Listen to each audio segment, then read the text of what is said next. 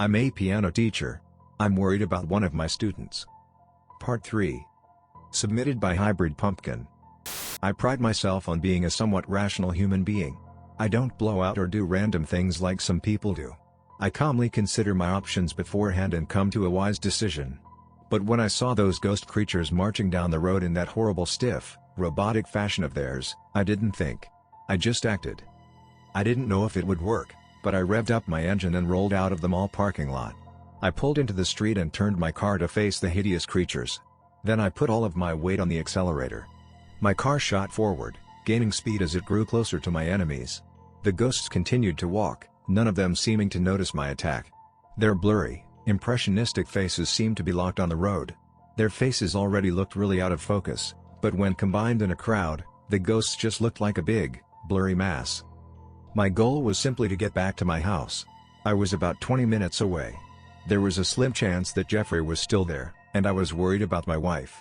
Margaret had been upstairs in her room during the heat of the action a few hours before, and I needed to know if she was alright. I collided.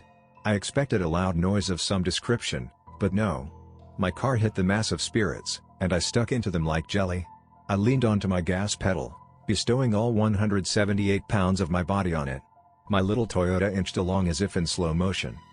The ghosts were shoved away into my wake as I burst through the crowd. I shot forward, going full speed down the road. My town seems to have frozen in time, and I no longer worry about a cop pulling me over. I just drove all the way to my house, flying past those goons. When I reached my house, I hopped out of the car and landed in the grass on my lawn. It hadn't been mowed for a while, and after the past few hours, I was terrified of a ghost leaping out of the long weeds that littered my yard. I charged to my front door, which had been completely busted down. I darted up the stairs and into my wife's room. I didn't care if my enemies were pursuing me, I just needed to know if she was safe. I flew up to her bedroom door, swung it open, and saw nothing.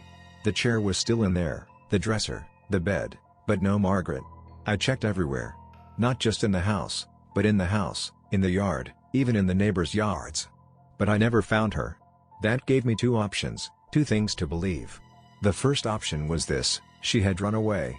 When she heard the ghosts breaking in, she might have snuck out and run who knows how far out of the vicinity. Or, the second option, the worst one, was this: they had taken her. The ghouls had made her one of them, or, at the very least, captured her and were holding her hostage. I walked back into the house and began preparing for what I needed. I grabbed a gun, though I didn't think it would help, a lighter, some gasoline, and a crowbar. I hurried back to my car and started it up. I took a moment to work out exactly where I was going. Lane. I took off down the road. Lane was where Jeffrey's dad had claimed they lived. It was the only thing I had to go off of. Mural Lane was a street in Willow Woods, a neighborhood near mine. I had never been there, so I clung to intuition as I searched through the neighborhood, trying to find the right house. As it turns out, Mural Lane was in the furthest corner of the sprawling branches of houses. I was worried that the ghosts had gotten onto my scent again, but they didn't. This led me to believe that they had gotten distracted, or worse, found new prey. I reached the house after a good 25 minutes of searching. Lane looked abandoned. The yard looked as if it hadn't been mowed or weeded in a solid 5 years. The front door had been halfway ripped off its hinges. I trod carefully across the unkempt lawn, and found myself standing at the door. I chose to ring the bell, as I feared that knocking on the door would cause it to fall off entirely. I could see into the house, just slightly, from where I was standing. It was hard to tell from the odd angle I was at, but I thought I saw a dark figure staring at me from inside the house. He was right next to the door, peeking out at me. "Hello, I'm Mr. West." I paused. "Jeffrey's piano teacher. Is he here? Or at least someone who knows him?" The awkwardly hanging door creaked open, just a bit. A hand, dark and grimy, stuck out and motioned for me to come in. I obliged, squeezing through the narrow gap the person had allowed me. Once I was inside, I was tackled from the side by someone. I tumbled to the ground. I gave a weak attempt at defending myself, but I was so exhausted that I gave up and submitted. They banged my head repeatedly against the floor, punching me in the gut. "What do you know about him?" The person, clearly a male, screamed. "How do you know? How are you here?"